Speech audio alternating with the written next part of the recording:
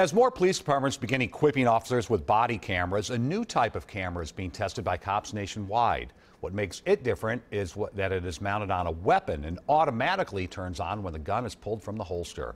Officers in Independence and Maple Plain will be some of the first in Minnesota to test it. They showed Angela Davis how it works. I'll be making contact with the driver. This simulation of a high-risk traffic stop shows what a camera mounted directly on a police officer's gun could record. Put your hands on the steering wheel. Put your hands on the steering wheel now! The weapon-mounted camera is built so that as soon as I take the weapon out of my holster, it automatically comes on.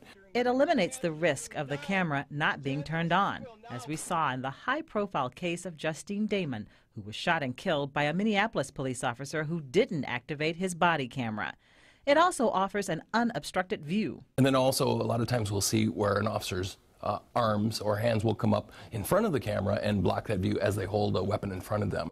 Sergeant Rick Dennison is one of 3 officers with the West Hennepin Public Safety Department who will take part in a pilot program beginning in November. The department was approached by Veridian Weapon Technologies in Maple Plain to test their weapon-mounted cameras in the field. One of the criticisms of the technology is that it doesn't capture the interactions that lead up to an officer pulling out his or her gun.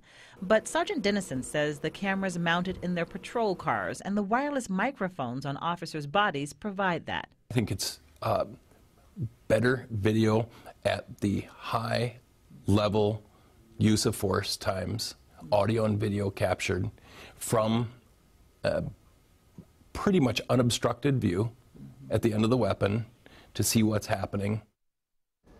Sergeant Dennison says the cost is about $500 a camera, and they'll consider whether or not they're going to make these purchases after a 3-month trial period. It's about the same cost as a body camera.